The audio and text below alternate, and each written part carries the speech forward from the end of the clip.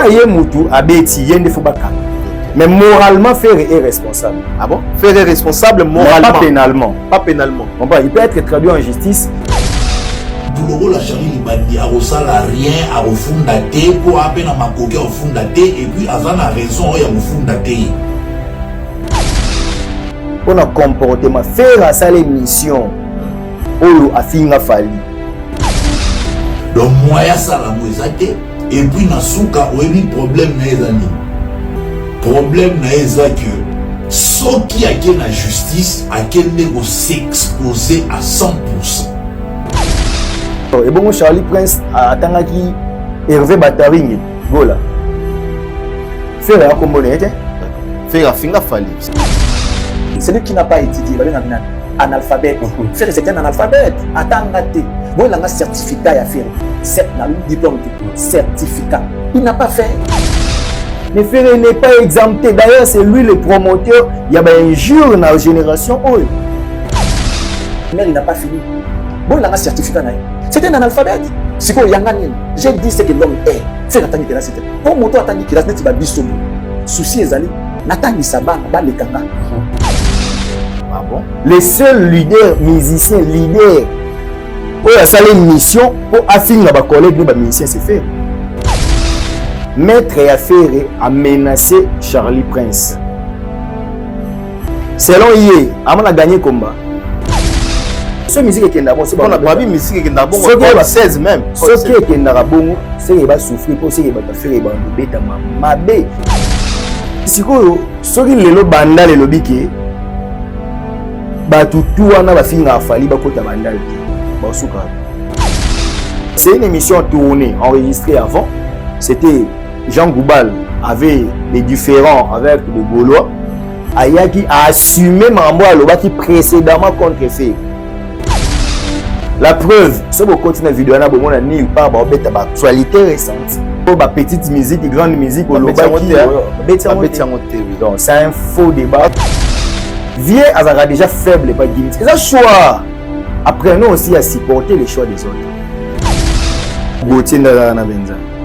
Arobunana nani physiquement boy. Gauthier Benza sparring. Physiquement sur télé boy yaya. Ni Kofi Benza non pas au télé. Gauthier comment Abatu. Lui à part les insultes, Anelo insulter les autres na. Gauthier c'est Azar le rôle là-bas era. Parti boya koi. Donc bateau ba mal bouche bongo. La majorité bateau ba fainéant en fait. Voilà, c'est ça. Ba era. Parce que autant combat era. Azana. Parmi les bons, il y a le meilleur. Général Investment Service. Une société d'un Congolais aux capitaux 100% congolais. L'une des rares qui vous offre une gamme variée de services dans différents domaines. Nettoyage des façades des immeubles et de tout autre espace de vie. Irratisation, désinfection, désinsectisation. Production de papier hygiénique, production de glaçons, spécialiste en logistique, spécialiste de l'immobilier, boulangerie, traitement des plaintes. Il met à votre disposition des camions-bennes pour l'évacuation des déchets et immondices. Le tout à des prix défiant toute concurrence. Contactez-nous au 085 090 19 99 ou au 082 79 92 076. Rendez-vous au boulevard du 30 juin, immeuble Virunga, appartement 6, premier niveau, Kinshasa, Gombe. GIS, le meilleur.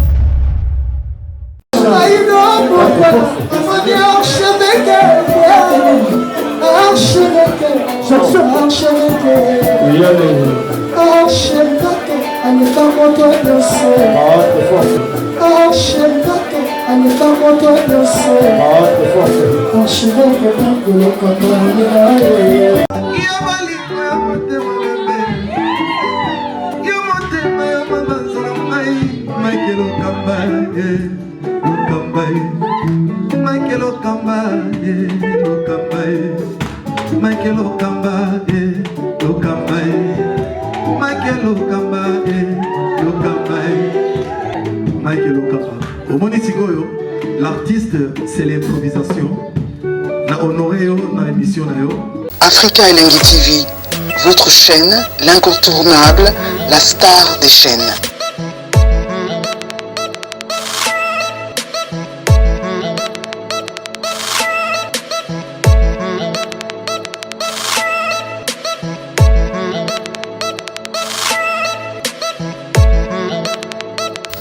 Africa Elengi TV, la magie de l'info. Voilà, fidèles internautes, bienvenue dans cette émission sur Africa Elengi Télévision. Restez connectés parce que vous aurez pas mal d'informations à travers cette émission. Moi, c'est votre humble serviteur Mike Lokamba. Comme vous le savez très bien, cette émission a été toujours conçue par vous. Une émission en caractère socio-culturel. Aujourd'hui, nous allons devoir recevoir notre invité. Il s'agit bien de Maître Steve Kambanga, avec qui nous aurons le temps de parler, de décortiquer autour de cette actualité, autour de Zanango, nakati ya musique, l'artiste Fally Ipupa Handicap La Merveille, comment ça se déroule au niveau du Stade de France pour le 3 mai 2026 autour de Zanango, comment est-ce que le déroulement est allé, évolution, surtout il y a la billetterie, comment Fally jusqu'à présent qui combien. On a quand même estimation. Il y a des conabiso Maître Steve sur la nouvelle les alliés na billetterie. Alors nous allons parler à présent de l'artiste aussi Ferré Gola Jésus des Nuances qui séjourne déjà du côté du Gabon. Torobeta Masolo Nango Ferré Gola Azana Gabon pour les concerts il y a le 14 février. Mais quand même avant, pourquoi cette précipitation? On aura quand même le temps de parler avec notre invité et pourquoi pas dans la bavire Zoleka, dans le comportement à bienté automoni ménoncer journaliste confrère Nabiso au nom de Charlie Prince, bien que tout condamné qui a un statut, tout condamné qui a une page Facebook, on aura quand même le temps de survoler vite fait si aussi à Makamboana. Nous allons Maître Steve, bonsoir, bonjour Maître Steve. Bonjour, bonsoir Mike Lokamba, bonjour, bonsoir Nabatutu Baolanda Biso, merci de nous inviter. L'honneur est pour nous, il y aura répondre à la question que vous allez poser tout au long de l'émission, sans prétention, il y aura un esprit, au moins il y aura ouvert, et puis avec un franc-parler total pour l'évolution de la culture. Très très bien. À part ça, Boni, chaîne Nabiso, Yakitoko, Archidic Info. Archidic Info, est bien. Archidic Info, en tout cas, très très très bien. En tout cas, une chaîne basée essentiellement sur les éléments sociaux politiques, en tout cas de l'autre côté, bateau bolinga politique mingue. En tout cas, Archidic Info, qu'on a vraiment en tout cas décortication dans tout moment, neti boye, baby que tout. On est amis kaka politique. On a politique kaka. Sauf là yo ambaye. Ah, je ne pense pas. Ah, surtout qu'il y a par année. Et pas y a à signer invitation à l'eka. Non, et les émissions spéciales.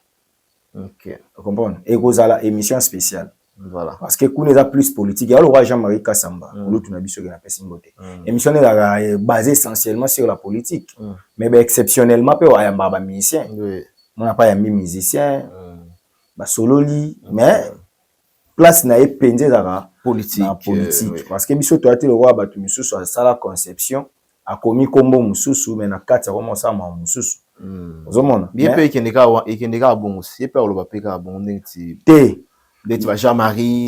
Moni except émission spéciale, c'est très différent na coutume. Moni soko ça y est émission la culturelle. Ce qui élément ya politique est au côté ça mais est à la domaine na ote ko vendre wana. Très bien. Mais soko commis pour créer buzz, il faut qu'il y ait un domaine où ils arrivent à cahier des charges. Bon, problème c'est un cahier des charges. Est-ce que muta sala cahier des charges? C'est ça. Premier cahier des charges vrai. Pour ça, tu me suis pas là la muki ka boye. La pire petit mutu mo ba pesi ka espace ba ni makili. Mais ce qui penza ba norme wana ki il faut ça la cahier des charges. Il faut voir projet émission au sali yango, il faut voir conducteur. 48 heures avant les tournages, aussi réalisateur. Ouais. Réalisateur, il faut déjà ça déjà na conducteur, on a baby timing nyon sur ça. Bablo musu to lo ba jargon ils ont ba médias aux alatin. Parce que les médias d'aujourd'hui, il y a un laisser aller. Les présentateurs se croient tout lui est permis, il y a ça là. Or, on a principe, il y a communication, on a principe, il y a information et communication. Présentateur azaka dépendre d'un réalisateur. Donc, réalisateur, n'est un patron de l'émission. Normalement. Pour définir l'émission. À cause de ça, il y a un chef naïe. Mais dans il y a une émission, il y a un réalisateur. Il y a un patron de l'émission. Malheureusement, les lots sont talibans chaîne, surtout les journalistes belés, les lots, ils ont ampleur. Mon aki, yo kakate. À quoi improviser le roman, Tom Souba est forêt le bas. Mais le roi il n'aime foutre un réalisateur. Tout à fait. Réalisateur à Fandi. Donc logiquement, les médias congolais souffrent d'un problème de la qualité d'homme. Donc batu mi beko, bazu ba principe ya malamu baba lusi, au nom ya succès. Puis ça la passe tant bo recadrer batu boy. Moi mutu mo lo ba o, yekuta tanga journalisme était maleki ba journaliste. Te bo comparaka opportunité donc chance te na kuyeba. Parce que Mike Lokamba, un savant latin, un philosophe latin, Sénèque, le philosophe disait non scolae sed vitae discimus. Nulle part ba ça montre que mutatanga pas gagner vie. Totanga pas na gagner vie. Normalement ouais. Totanga pas na ko enrichir la connaissance. Mais ce que soki otangi et que nzamba sungi yo poko tanga ko permettre yo oyeba musala o expert na domaine effectivement oko ke ko luka musala to ko créer musala. Soki multiplication ya ba recette na yo ememi okoma na réussite financière lokolo tanga oyeba ko gérer siko misolo. Oko se souvenir que na mboko teba ba tebele mutambongo makufi pauvre. Ponchi kitam soki mukie a gérer mbongo mabe. Au moins que bato mbongo na mukila même mutambongo ma conseiller financier. Ala aida kaye nenge ya ko gérer mbongo. Boyeba que président américain actuel Donald Trump fut le conseiller financier à Mike Tyson. C'est pas parce que Donald Trump a eu un bon côté, mais le gars a financier. Vous comprenez? Il a aidé Mike Tyson à gestion. Très bien. Vous comprenez? Donc, ça va donc il faut qu'on tangaka. Et surtout que dans le domaine où ils a perplexe boye, le pas la communication, ce qu'on investir. Là, il on a ces pela na ko tu na biso mobile. Honorable Léon Mbalemba. Papa Molière disait toujours, nga za journaliste était mais na salande chaîne. Il y a ça na ba archive. Il y a RTNC, mais à sala chaîne naïe. Bien que nous avons critiqué cette chaîne par manque de programme, par manque de contenu, mais lui il s'est défendu. Il disait que nga na za journaliste était.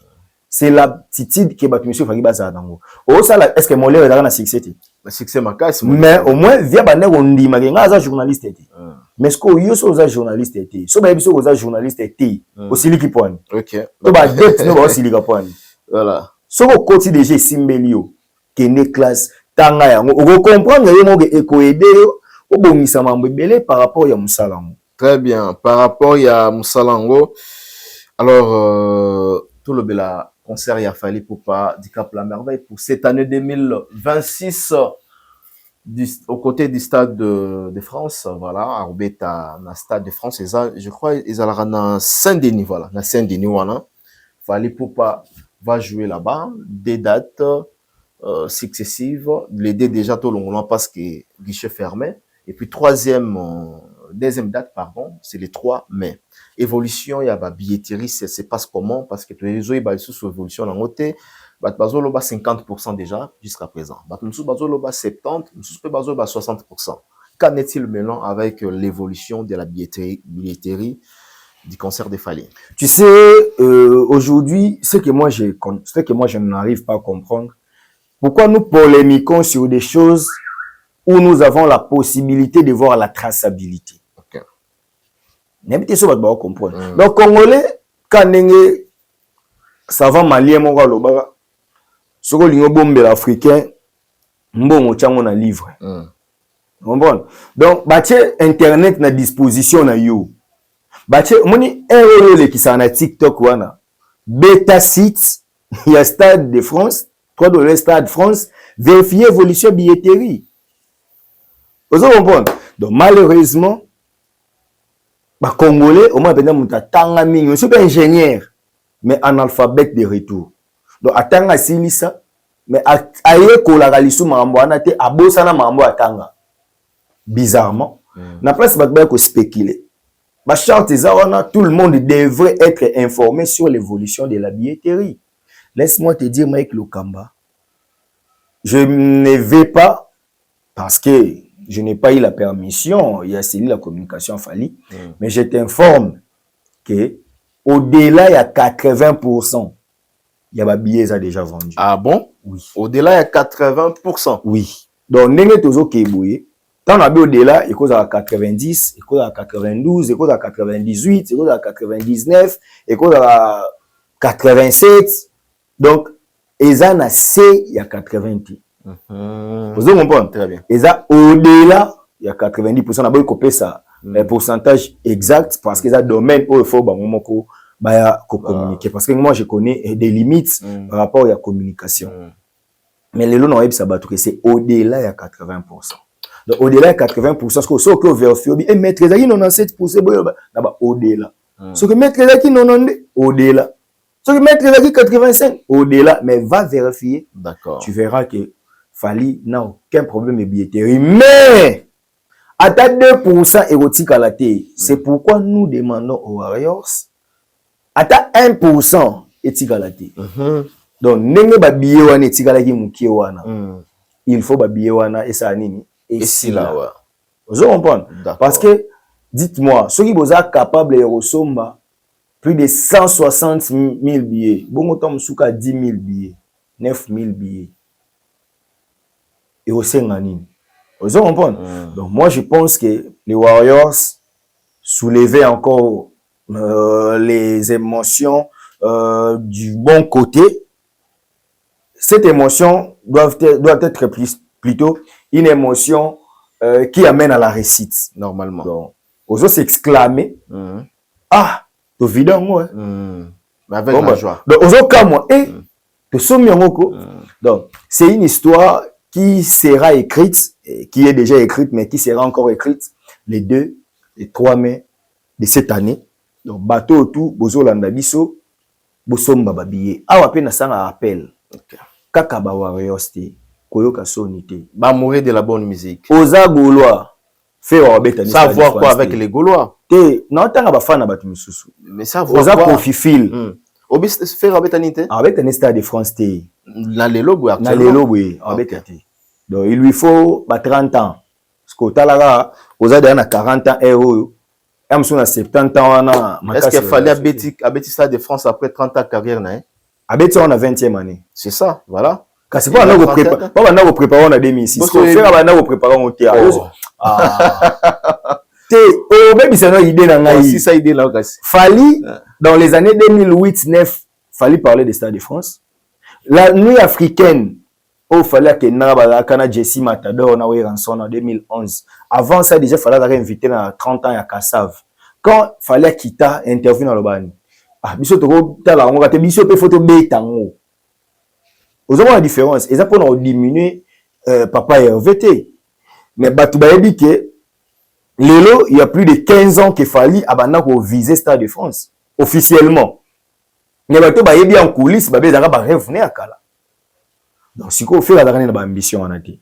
Faire un Stade de France pour Charcom na auto-proclamé des missionnaires à l'Oba qui place nion se fallait obéter pas obéter né one ambition. One ambition té. One ezali les politologues. One ezali comme matraquer adversité. Donc pour forcer concurrence. Mais par rapport à l'ambition, on ça l'ambition n'a été pour bazar. Ça l'ambition n'est pour naïe. Michael Kambatongo yo salara Afrique elengi. Combien de journalistes ont succès sur Internet? Et belé. Ou riva à péter sa chaîne. Ouais, pas ça. Tant que vous avez une chaîne, vous avez un plateau. Et puis combien de journalistes ont un plateau? Tu as des ambila. Et belé. Si tu as une chaîne, on est koufa. Combien de chaînes que nous avons connues, il y a succès sur Internet, mais koufa. Et koufa, ouais. Autour de temps, il y a comment créer la polémique. Tu as raison. Donc, l'ambition, vous avez dit, bon, vous avez dit, parce qu'on n'a pas d'état, bon, il y a le Mike qui a vendu sa plateau, Mike qui a vendu sa mambouboué. Tout ça, c'est projecteur, lumière, mandarine, tout ça, c'est un bon. Mais moi, je suis un bon YouTube et tu as préféré aller avant d'aller à la Bassi. À ce moment, ça a abîmé boss, à ce moment, là, tout moulou, à ce moment. Ozolia na basi. Ce que basi retour exacté.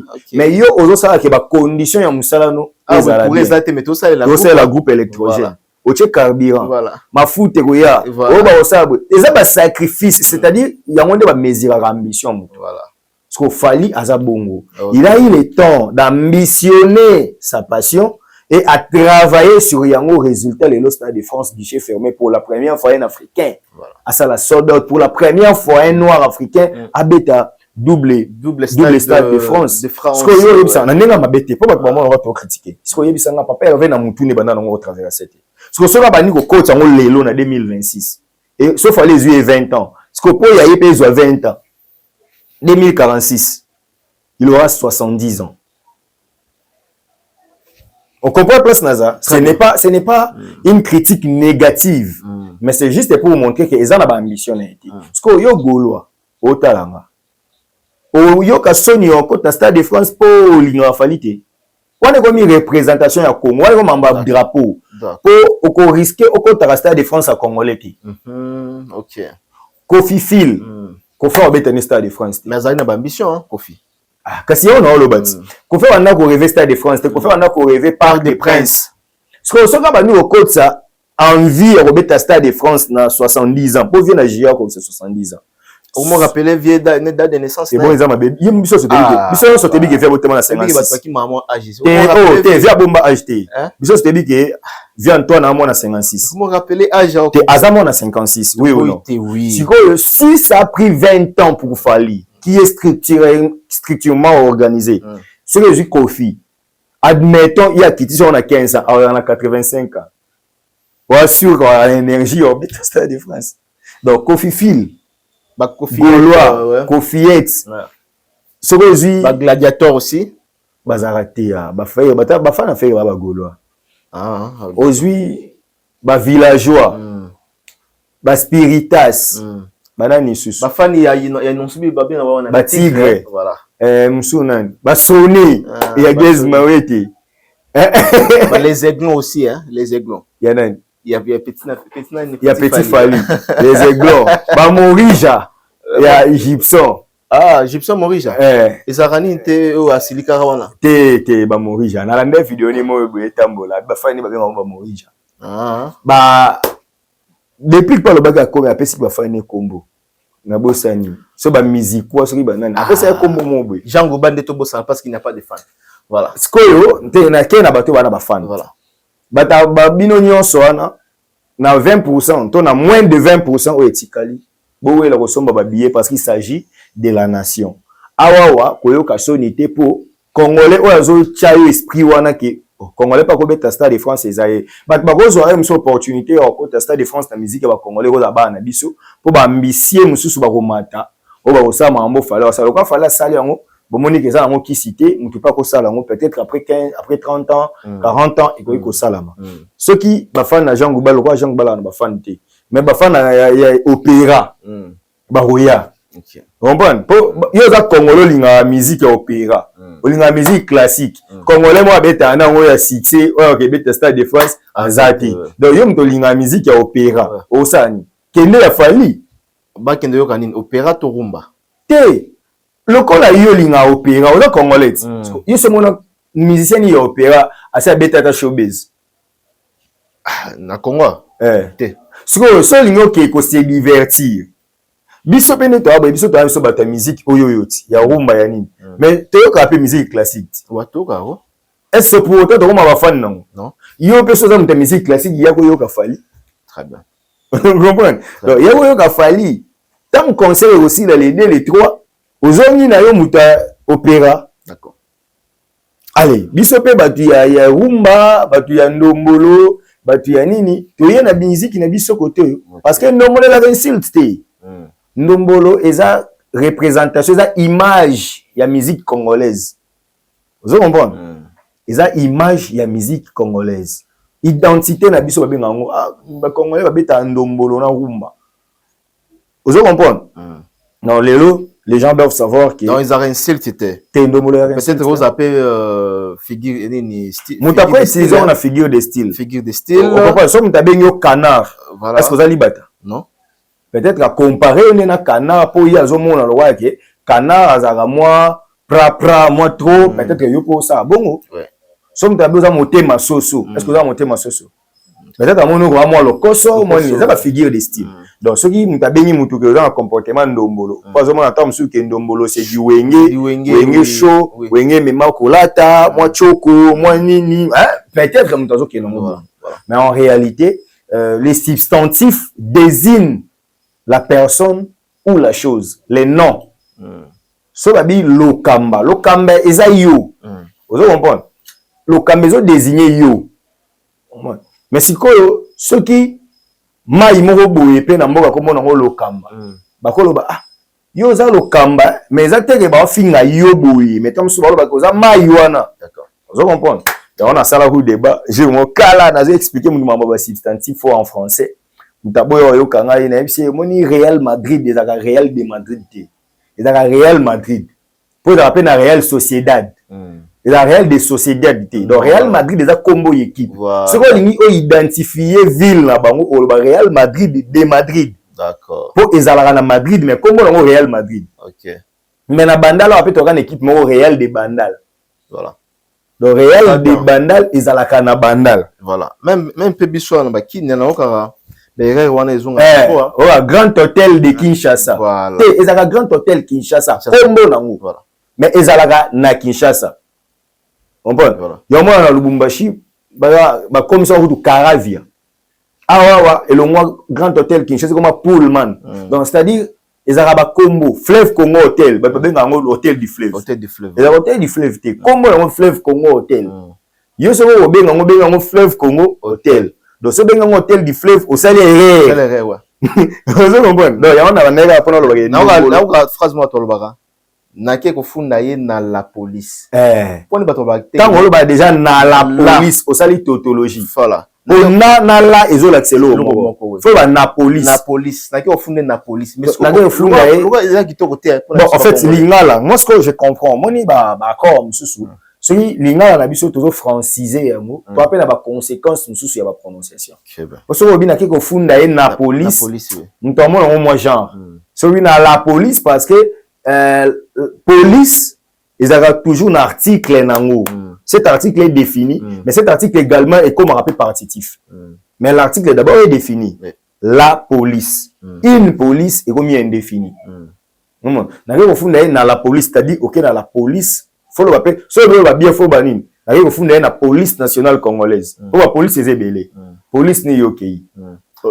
Absolument bara police morona biso na Congo te ba police so tuni mutu policier ya bika pense ba bika police la pense ba PCR ba pe ba policier ba onatra ba pe ba policier ba policier baza ebele ba branche eza ebele ya mona ba ngo police nationale congolaise na kati na ba branche eza ebele. Comprendre. Donc moi je pense que nyonso ezala pour ba au semba bi.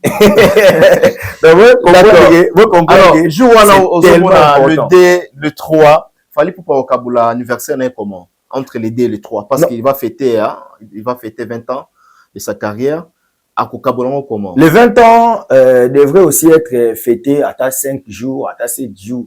Donc dans les D, dans le 3 ezaka ba fête ma kasi. Jour et le jour mususu ezaki. Sauf que ba spectacle ba ko modifier. Mutaya qui les D tant on a les 3 à mon couleur wa lobi ezaki moi boité mais le spectacle et vous allez falli couleur l'artiste voix nyonso vous allez falli.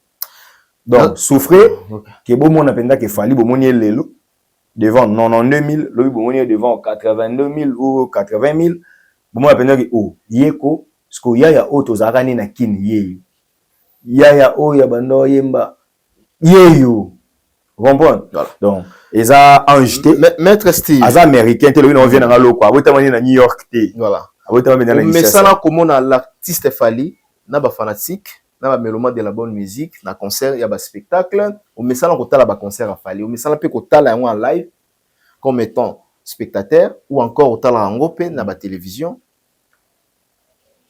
concert il y a les D na les 3. Je pense pas que DG Salama déjà. Parce que on est à l'occasion, n'est-ce pas? Il y a fête, il y a anniversaire, il y a carrière à fallu 20 ans. Pour Nayo, Nengo Messa Kota la concert à Fali sans qu'ils là na anniversaire. Et cette fois-ci, vous allez avec anniversaire, il y a 20 ans, il y a carrière. Ozomona, tant fort ni Neozala, le jour. Un spectacle de ouf, ni jamais vu. Parce que vous devez savoir que Fali n'est pas seulement un chanteur, Fali c'est un showman. Aoyaka ata bandika boya bandika kasombela ngaya bandika te yazo yemba apesa bino gete apesa spectacle émotion a transmettre émotion zo yemba batu ba kweya oki penza ke abeti sko nzembo mobwe msu katafal kaima on a 2009 au raisonner ce qu'on a 2009 on a comprendre est-ce que katafal qui ebeta mabwe on a kidiba bwe a cotisé na sans amour au raisonner ce que c'est et donc pas sans amour sans amour té wana sans pitié sans pitié zangate on comprend ce que mon histoire le voyez ça ce que force fallait yango ambara des choix de 2006 à 2026 au moins mtu msusu wasenga nzembo ya miole seke ya 2006 fali ezangate moi mtu msusu wasenga nzembo ya bakanja mtu msusu wasenga nzembo ya kadena mtu msusu wasenga traveling love mtu msusu wasenga emerald mtu msusu wasenga mikitisa mtu msusu wasenga bombe mtu msusu mwana wasenga la guerre. Parce que mtu msusu afandi ba biso te nga ligi penda 100e dossier et ba terme msusu oui ba terme en anglais ala nango nazo ba le fala titre traveling love so ba mona biso tozo ekola sko anglais et panza ba tumitu ozo ko ba traveling en ezani traveling love donc bravo les gars sko mutaboye yango moni fali ba te pa na ba bimara na esengo fala beti 3 heures mais bon on dirait ekokite zaki mukie po bolembi te mais conseil ya kikaka Papa Wemba, olobi nini? Nzembo. Ta nzembo esili. Non, mais papa Wemba chemin hein. Papa Wemba chemin. Parce que batu ne pas comment utiliser bango faux. Ndenga mabe. Papa Wemba, il dansait. Au mona mutaye ayeli. Assis ici, kuna ba ministère babandi. OK, Richard Tessa, Mutambongo, OK, Claude Dolbos, Juma, OK. Oh. Balembi le temps babongisa kuna guitare 4e fil ça et désaccordé con bozongisa diapason na mona kutu concert mo ba benganga c'est on a jeté en Europe ba benginga mais comment faire rigola ko beta bon ndinga mabete eza exemple faire la concert mo beta na Switzerland je crois ba matisa petit sœur na biso Karina Matazo simba faire bikoto donc parce que bilo wana pas fallait rater pour fallait asala spectacle donc ayembi droit chemin tant bolo mwa boyeboka ba mo spectacle ko bine bandi ba petite na biso ba danseuse ba bimi wana ba Delphine Bola ba Guillotte ba ce que ta ba bimi ba hoyi bazo bina ba sa spectacle un temps omoni penza boye maître Madova aya bini mo boye moni junior motuko aya sali vocal lobi kuno moni Yesu Paolo aya boaki cri na boaki na armée ba bini donc c'est du spectacle. Donc mutoyo futi mbongo otoki o sepeli parce qu'on a malili mais mutoki d'accord donc o sepeli lobi ke na yaka boye lobi li sous les trois oye soki lobi ba kendaki boye lobi kuna ba ke boye mais ba pesi oka esengo donc ngana oyebisa ba congolais pour la batu misusu ba kamwaki o fallait ay Kinshasa lobi eloko te to moni ba image ba répétition te alors l'accès ba image ba répétition de nini ba préparer spectacle à l'accès bino mo na studio. Pendant que nous bofinga, bolo ba n'importe quoi, lui il bosse. Lui il travaille. Maintenant X ekobima, au moins ba komolo ba kisi ne yangwana. Kisi yangwana. Azo travailler. Le spectacle, sauf imprévu, on a exclusivité na pression. Dieu voulant, ba ministère ba okede na Mars. Ba okende déjà déjà tant mususu. Oh là là. Sauf imprévu, ba ministère ba ke na Mars. Mars, oui. Mon, sko avril, mai, bon, on a 2 mois, de préparation, mais laisse-moi te dire que Babana va préparer Stade de France après Paris la Défense Arena. Ok. Vous savez qu'il a Paris la Défense Arena, attends, parce que a fallu, a commis, a rendez-vous, Stade de France. Ouais. Donc, Babana déjà va préparer Stade de France. Voilà, ça l'émission de GI. Alors, bah, producteur, Babana déjà va préparer. Bah, producteur, or, tout était question de temps. Le 2 mai 2025, jour le temps bimaka. Les accords déjà annoncent il y a le 2 mai 2026 Stade de France. Bino bat bo senga nini boy boutique la ngata e oya. Vous comprenez? Donc lelo eloko ya ko kamwa ezate eloko ya ko mona grave.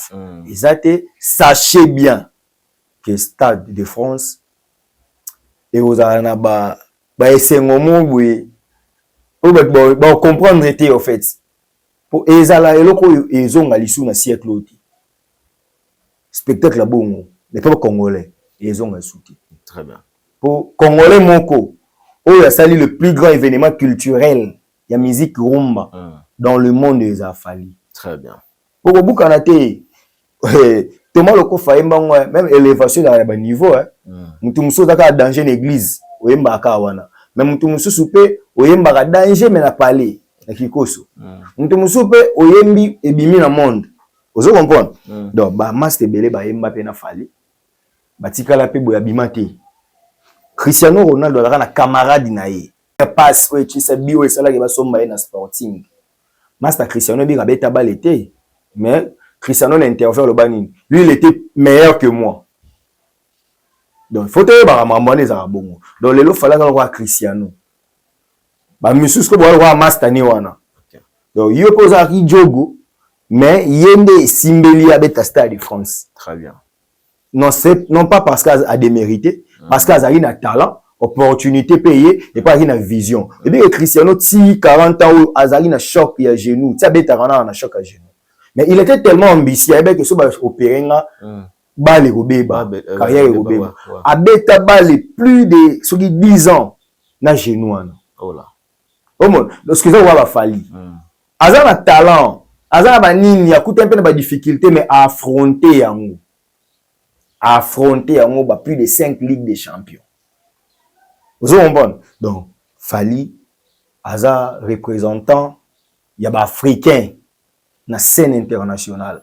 Très bien. Tout premier africain, au Stade de France, double. D'accord. Donc, avec un lelo dans lobby, ils a fallu. Les tout premiers africains, il y a un concert dans le Stade de France avec guichet unique, ils a fallu. Et les tout premiers africains ont présenté ce spectacle de ouf. Parce qu'on va congolais, tout ça inclus dans le cadre africain. Très, très bien. Merci et puis bonne chance na Fali, bonne chance na équipe na Mobimba. Na mo tanga kuma ba danseuse awa. Na ina fongola juste une petite parenthèse. Mukega. Ba to ba danseuse ya faire ndé mo ba bina makasi ko leka ba danseuse a Fali. Tu vois discours akala. Ah papa. Non, sur le plan professionnel. Total mais sur le total la Delphine Bola, total la Guillotte Ngimbiti. Mais je peux total la nani. Dans ces affaires nani bingela non. Te atako to tangi kombo na été. Na lobi te ke azama be, mais obetel sur le professionnalisme. Ouais. Ah papa. Au moins so babi muninga leke na professionnalisme, abite ke yo na talent. Au cause on a talent mais azana talent na professionnalisme. OK. Dans ces affaires, on rappelle ngai Alliance oui. Alliance hein. Ouais. Ah dans ces amabete. OK. Aza dans ces il y a bien.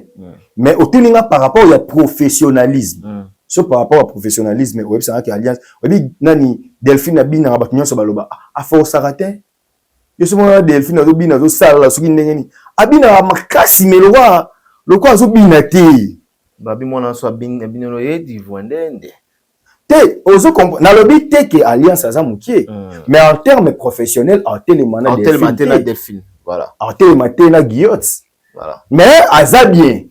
Parce que les gens musala na bango, il faut pas que tout le baka qui baza mabe. Mais autour d'une question professionnelle. Voilà. Papa. Ba Guillotte wana, ba leta ba rena. Abina devant 40 000 personnes. Allez Robin devant plus de 96 000 personnes papa ta yo moko. Ah, donc yo chama munene na non seulement spectacle na ici boy. Mais l'expérience pe ba kisayelo moko. Oyebi ke viens en to sola bien. Anthony Sampaio. Ah. Azara faux chanteur. Anthony faux chanteur. Parce que ato lalo la muki obenga Anthony faux chanteur. Ah. Moi Anthony Sampaio na concert ya poto aemba MH. Ah ouais. A perdu introduction. Fausse. Fausse c'est ça là et poani. Maliboso abeta na poto devant batebele.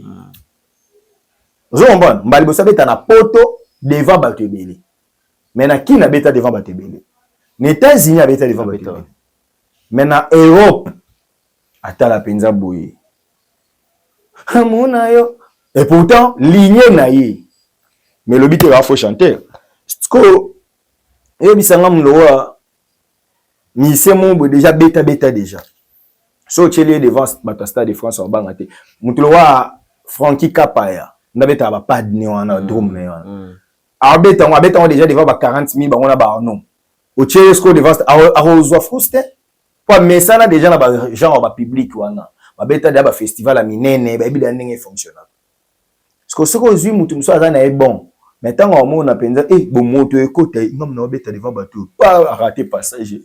Faux. Très bien. Comprendre? Donc je voulais dire on a bêti les solo ya ba danseuse ya fali par rapport au spectacle. Pour voir ça le spectacle en très très bien parce que elles sont habituées à le faire. Parce que maître na bango madova banda na fali. Bon ba changer maître.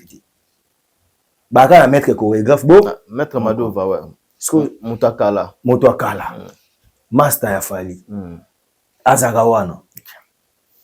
Ce que yebisanga ba changer ndenge. Très bien. C'est basé na ba opportunité, ba na ba chance belé, ou c'est base la plus professionnelle que les autres. D'accord. Très bien. Alors, dans fond sous petite parenthèse, comment on a venir il y a Gez Mawet. Ouais. Toche Inonsibi. Toche Gali. Ata lelote ou bien lobby. Nani yango ruyi kozala prêt ya obeta stade de Maxi. Gez Mawet. Gez Mawet hein. Ouais. Pourquoi? Gez a ba sonné. Gez Mawete, Gez a ba sonné. Gez a vrai quinois et puis Gez a sangisaka la bonne éducation na balabala. Ah ok. Vous comprenez? Pour Gez a un enfant très bien éduqué, mais Gez a un esprit quinois. Donc il penza que stade de martyr et senga penza aye penza na babilo on a ba show wana. Vous comprenez? Pas Erosimba. Gali est bon, mais pas pour la musique à la public. Tout ça, on a tout le monde à Makambo. Au monde, hein? Ah, il m'a bien, mais on emballé public. Et pourtant, c'est un bon. Donc, Gali est trop moins nandaku par rapport à la musique populaire. Au monde. Mais c'est un bon. Parce que, il a un texte bien, il a une mélodie bien, il a un artiste, mais la difficulté, oh, il y a Zana, oh, Geza, Geza, so, mais mieux, t'as un moutou bafani basoni. Oh, bon. Aussi, ça Gez côté intellectuel. C'est on a Gez parce que leader peut te bien avoir petit Gez azali kimobwe. So couté les jours so yambi au tourner maître Steve Aibsoge. Quand j'étais à Horizon 33, tous ça parmi bateau to booster Gez to. Donc na yebi talent na non, ça talentueux oui. Na yebi talent ya Gez, na yebi que c'est un garçon oyo que lobby ce qui pendant que beta stade de Martina batumisa totangi sans monter mamabe en tout cas Gez a mieux placé Inosbi ce soit la qualité on a Gez a nango Inosbi ambala la public mais Inosbi on a un problème de communication parce que ko beta ba concert ba minene on est rappelé mambo ya olataki ndenge nini olobaki ndenge nini nini à part nous voilà à part nous le nini parce que Inosbi a na deux qualités aza ba nzembo ne sala ba succès azape capable ya ça la spectacle ya bien mais problème ni ozala côté forme artistique côté fond déjà c'est bon mais côté forme artistique azala mo ba difficulté communication oliaye des fois koloba penza boye azaka na communication trop ya ba kinoate posta de mentir essentiellement za ba kinoa koko sanga te go te ba ozo avion mo go freter et ozala freter pour les abattre bakinois kaka donc so ils ont un stade de martyr na batumisa totangi Gali Garvey Gez Mawete na Inosbi comme dans ça sans problème ou ça près lelo yo ça nous a Gez Mawete yende président Bassoné non président Bassoné na pesio bambote Gez Mawete alors to fungola chapitre mususu Ferregola Jésus de Nuance ba ozela déjà na déjà na Gabon, musicien. Déjà, à quel déjà qui concert le 14 février. Nous sommes en précipitation, assez précipité hein. Bah tu en as pas pourquoi seulement mais dans la déclaration ba to moko na lobango. Alobi bino abo finga ka faire ba to belé ba to soso. Ba to na ba finga ka faire ba to na ba chrétien ka faire. Babibolo bape ndenge faire la bandi année na ba show ya bandi on a ba concert. OK. On est premier concert na beta. Oui na année oyo. Moi na fait oui. Ya bino ezawa. OK. Il faut batubaye babouy. Mais toza na janvier oyo. Fa na janvier ko? Fallait aza dia na ba concert ebele ko le ka faire. OK. Toza d'accord parce que toza d'accord mais ya bango ba blora sika. Oh. Bon, fallait na petit pété hein. Le 1er janvier était en Abidjan, il y a 2026 Oui, 2026. Après on a gagné beta so na Mali, il y a 2026. Ouais. Et puis à Stade de France et à 2026. On a expliqué batou.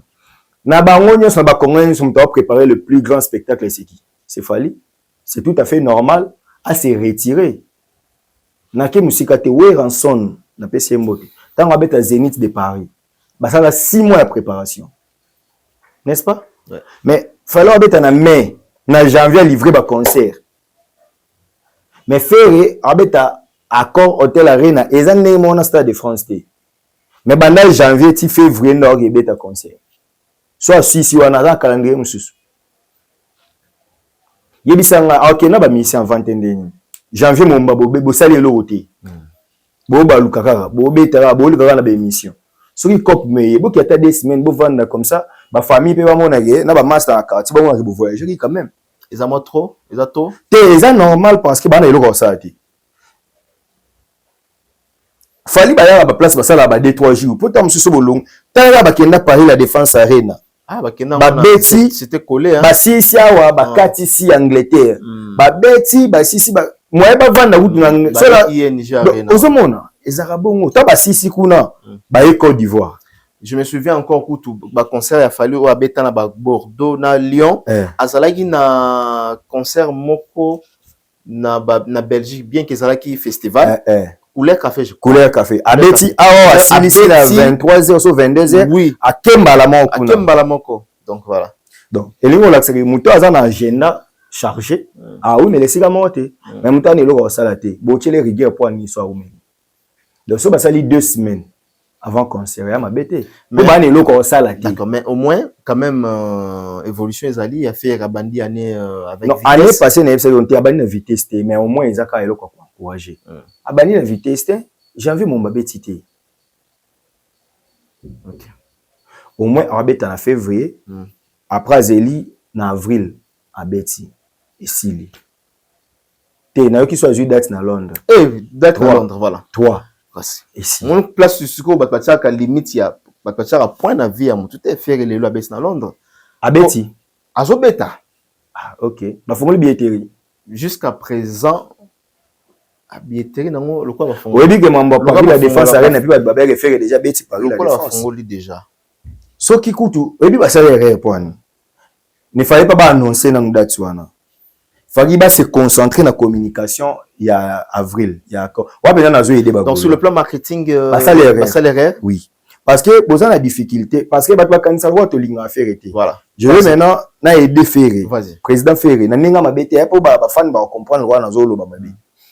Erreur bo sala ezani.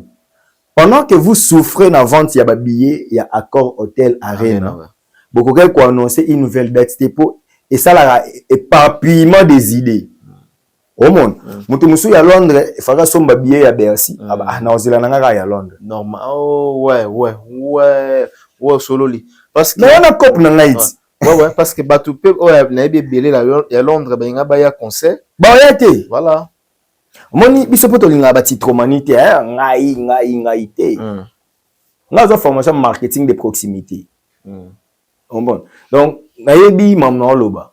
Local a diffi ba non sara date monsieur surtout na zone monsieur sous beaucoup maintenant ba 90 plus de 90% ya billets vendus. Voilà. Exact. On a weba ki awa ata etonda te mais moins 90% déjà. C'est bon. Pour nous on a batu ya Écosse. Batu ya Pays de Galles. Batu ya ba Irlande ba nini ba zone wana. Ba ko baye na ba. Ozana biso ya awa. Ouais. Là c'est vrai hein. On sous 2000 personnes ben ba ya concert. Vous comprenez? Donc c'était une erreur, il y a marketing, une erreur, il y a communication. Bon, une erreur voilà mais bien qu'il a osé attirer ma colonne na sol anglophone. Tout le monde a su. Ce n'est pas facile. N'a pas prophète de malheur mais c'est pas facile hein. Ceux qui dans zone francophone nan souffrance les aboué. À combien plus forte raison dans zone anglophone. Venons voir la suite mais souhait n'a pas échoué. Souhait n'a a échoué, souhait n'a a réussir.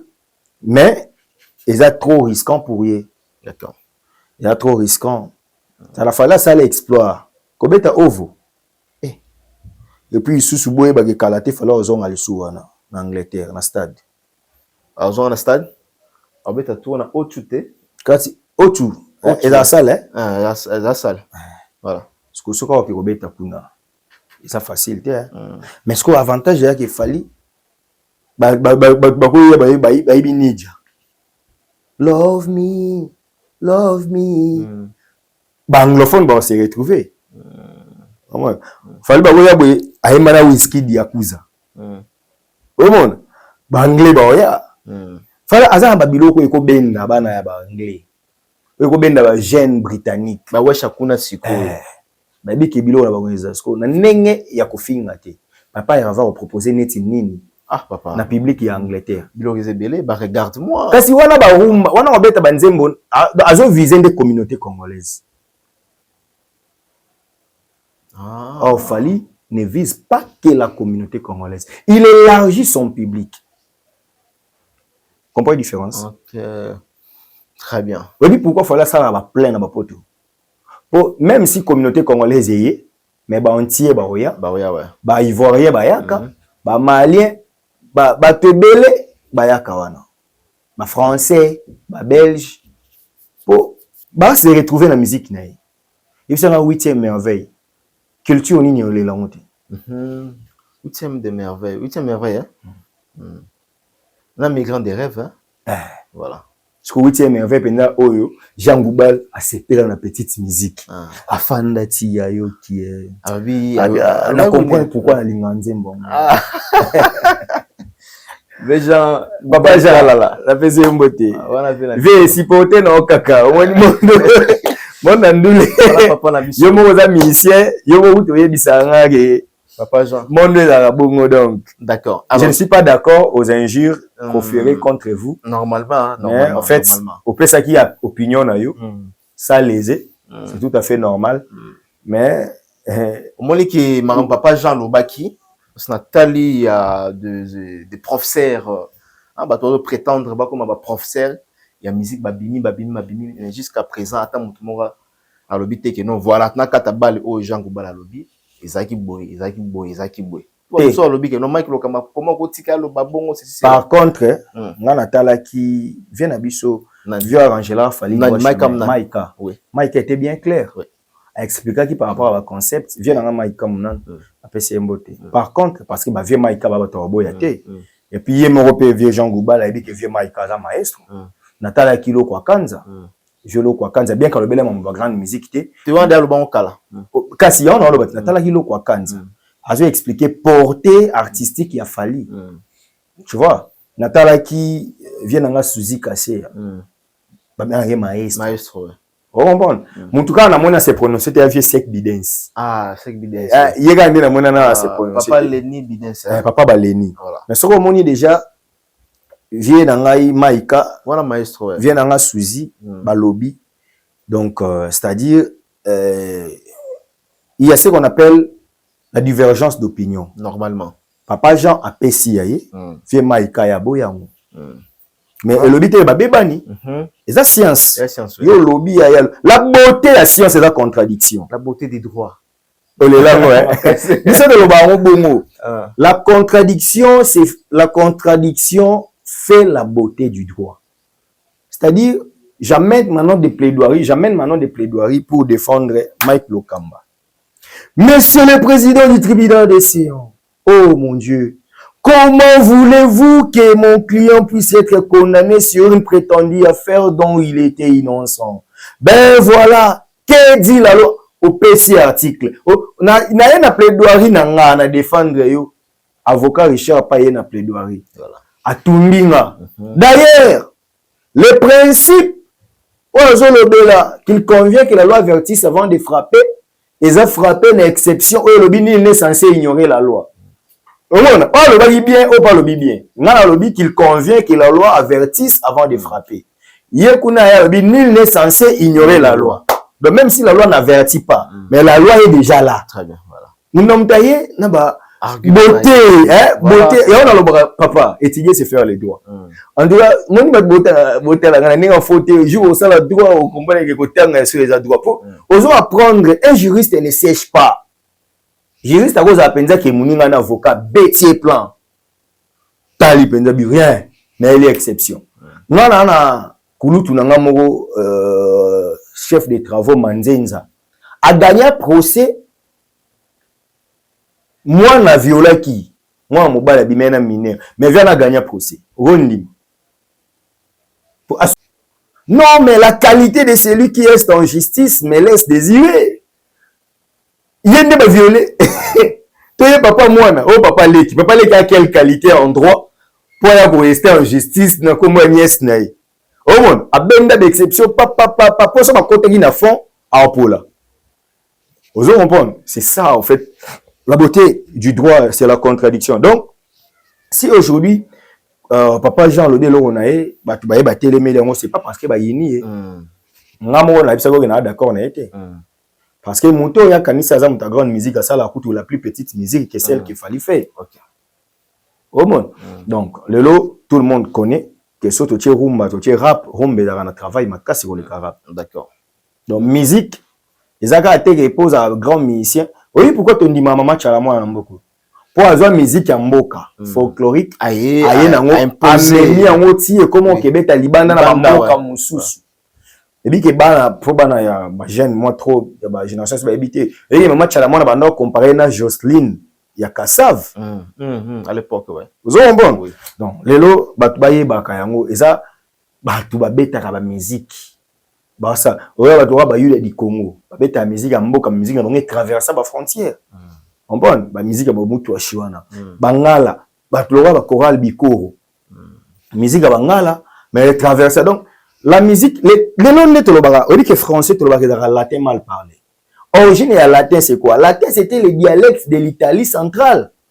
Et ça kaka dialecte. Mais ba romain par rapport à la conquête na bango mboka par rapport à influence dans le monde, latin loba maka na grande partie ya mukili. Jusqu'à ça monde bota ba français, ba roumain, ba espagnol, ba portugais, ba italiano, ils ont la langue dérivée du latin. Donc beaucoup bande si comme qu'on néglige pas notre musique parce que c'est la nôtre, les tobenga ngo petite musique. Tout le monde a ka que opérer ba français. Pourquoi il y a ba européen de on fait za makasi. Mon homme t'as ba préférence na yé. Normalement. Et puis que ngalo tonto kola vite imana stade ba tonda. Mais le comment tonda te vide. Mais comment ce qui réel na ba saison bêta ba tout plein na ba écran tout ça. Et ça ba tu me soit linga na football européen, mais si le là ba to linga football africain. Yé penza ce qui imanezo bêta, ce qui renaissance, ce qui FC Céleste zo bêta azawana. Mais là mutu mususu boye. Mamna biso assez intéressant na. Très bien. Yo bisanga mo roi Lexus légal. Aboya musique à Congo mais à la rap français hardcore et le but est de ça rap wana il faut mon na ke bat ça la rumba ba muke eza choix ya mutu ce qui yo olinga musique wana le ba ke yo linga ngo par rapport ya ba timbre vocal non par rapport à ba recherche non par rapport à ni non c'est tout à fait normal. D'accord. Mais ko lo ba ke ya ba ni eza muke wana nde mabe alors dans la vidéo mozo circuler bon tu éviter ceux qui eza sika ou pas bat batindela inga Bamoni Jean Gobal alobi aiko asime ba propos ya lobaki azo asime ba propos ya lobi azo retirer malobala et puis pona ye soki lelo balobi ba pona ba ambassadeur culturel ou bazo représenter mboka valablement choix na eza pour deux personnes des artistes Gims et Lokwa Kanza. Namoni batu ba Sidiki balobi papa Jean pourquoi ça aux a un problème na fali qu'est-ce qui se passe yumoko koto komisa y fali na migrant des rêves koto il sous ko dénigré qu'est-ce qui se passe qu'est-ce qui ne va pas batu faut ba Warriors ne sois pas distrait. Vidéo na eza vidéo authentique eza vidéo ya sikoyo te eza vidéo ya kala. Ah d'accord. N'oubliez pas qu'il y a récemment après Jean parle qui a problème na bagolo a critiquer a faire sur une question bagolo ba comment refinga belé a salaka émission na pour donner sur bagolo qui a assumé ba propos na ye tout ça na chaîne nanga na Archidic Info ba yamba papa Jean je crois en 2021 ba pesa ba Gims ba passeport on en 2021 ta ba pesi ba passeport aleka na chaîne na biso aloba mpona ye ba mériter Gims na Dadju ba mérité donc vieux azara déjà faible pas Gims et ça choix apprenons aussi à supporter les choix des autres donc vieux Jean Goubal alingaka ne Gims toko pekiseta par moment soyons sages nakola qui s'est 3 ou 4 vidéos via le baka Gims Aleki. Vous comprenez? Donc pour naie alingaka Gims. Dans le bilan, c'est parce qu'alingaka Gims, dans le bilan par rapport à l'expérience où il y a ça là. Ngana comprendre que vie alingaka Gims. So tout ka Gims na batu misusu via ponaka Gims. Choix na eza lo kwa kanza. Ayo bango bambale belé na ba émission. Vous comprenez? Et na norme ba sala featuring na lo kwa kanza ba yemba ba mibale. Donc ngai personnellement na mona te pourquoi ça devrait déranger si via sali choix ya Gims parce que batu misusu ba sala choix ya Ferré, batu misusu ba sala choix eza mutu penda na Congo awa. Musicien congolais. Azani fan ya Nako Chanan. Mutu muso aboya Rafali, maza fan ya Robino. Est-ce que tu vois que kolinga Robino te pour faire ça numéro 1? Vous comprenez? Au moins même jour Michael Jackson matanga ne zalaka na mukili. Plus d'1 million ya batu na matanga ne. Moi bi ke na Congo peut na matanga sans souci. Sans souci, ça la plein. Ouais. Donc, mutadaka na unanimité na mukili azati. Biso ba tebi grandeur afali tozali. Boti kapé ba to pe ba boudé ba exister. Très bien. Normalement, la loi de la nature. Hein. C'est ça. Parce que fallait muta Yesu papa, Jésus est Dieu, je le dis et je l'affirme. Mais na ça moi il ba boudé. Si le lo ba boudé ka Yesu le lo ba boudé pe bazali. Zambe. Ba to ba boudé. Na ba lubango kutu. Jour pendant Jésus-Christ va faire dans la kit oyo à sa mission au monde la contradiction contradiction je peux contradiction te Jésus a boité tala au monde to accepter cette contradiction Jean Goubal émission les a sikate les émissions oyo abanda ko répondre bagolo na lobi ke soki mkolo chaîne awazala na so zagiye né des émissions salarié succès il fallait ça la vidéo à mise au point. Parce que yoza patron chaîne ya YouTube webining tout ça là. L'élément soit périssable mais maintenant monsieur zonga par rapport à actualité ceux qui est authentique na sujet. Au baloli on a sujet wana pe et sali retour. Donc c'est une émission tournée enregistrée avant. C'était Jean Goubal avait des différends avec des Gaulois. Ayaki a assumé mambo aloba qui précédemment contre-fait. Bagola banda ko finga et tout ça ayaka assumé. Question ya ba Gims na banani banda leloti. D'accord. Aloba ki on. La preuve, so bo continue vidéo na bo mona nil par ba beta ba actualité récente. Très bien. Très bien. So bo tali penda vidéo na bo mona ki ba beta actualité récente. Voilà. Stade de France, ba beta ngote. Bo mona mambo ya ba ba petite musique, grande musique au loba ki ba beta ngote. Donc c'est un faux débat parce que batando Jean Goubal a contextualisé makambo voilà. Baki. Pour ceux qui ont une émission pour assumer mambo à lobaki na ba warrior il faut qu'il aille à la penza boy voilà so telle émission en place mo ba yibi na jeu de mots ali ba golo na ba warrior pour déjà na minute oyo il faut qu'on se le dise fali souffrance dans rapport avec le championnat Congo dans le championnat Congo faire attendre le roi Celta Vigo en fait équipe mo boy attend aux orane Ligue des Champions ni te mana ba supporter o ya ye donc pour la bango bazana nukaka donc so Real OK beta na Celta Vigo bazaka kawana ba supporter bazadon aujourd'hui quand on parle des fanatiques au baza actifs à part les Warriors les Gaulois sont là très bien donc ceux qui ont beta des Warriors au tcha ba Gaulois ceux qui beta ba Gaulois au tcha ba Warriors on est à l'interne mais ceux qui libanda mais au moins ba Warriors bazaka partout dans le monde ya on a même na slogan bango ekabola bango faire ba Gaulois ba leki nebele fallait le baba warrior baza partout pour ceux qui na Côte d'Ivoire ba warrior baza mais ba Gaulois ba ate ceux qui na États-Unis ba warrior baza mais ba Gaulois ba ate mais ceux qui na Kinshasa na Congo ba Gaulois baza comprends donc eza moi différence wana photo ye ba yango non problème différent ezaki entre Jean Goubal na ba fan affaire aloba ke loko mo bo sepeli ça ba fan affaire te ka ndenga lobi pe ya fali parce que le kola ba fan afali pe bandi ko attaquer batal soki to cheka mamba ba fan ba to ba ka eza fali on comprend donc eza ndé to lo ba en français wa binôme ya ba fanatique très bien ba fanatique wana baza deux côtés baza représenter na deux branches Donc tant au bébé na ba oyo ba kanisa keza bango. Tant bébé na ba oyo ba kanisa bango. Donc voilà. Voilà, tout le monde a ndeko na biso Charlie Prince autos à la tabassé et puis les comportements autour les melarango les ala la ngambo ya ba musicien surtout donc tout le monde té azana na habilité wana ya okenosima muninga na nzoto ko menacer ko zokisa tout le monde Charlie Prince ba betier selon Charlie eza maître Jeep bilanga makofi ni ba benga kae abetier azaki yemoko azaki accompagner na ba massa na ye de ba menacer. Et puis, dans le wana, bêtise ma kofi, azoki, tout le monde a même akila. Réaction de vous à l'endengeni, na comportement ya bongo. Et puis, parce que là, tout le monde a mettre Jeep.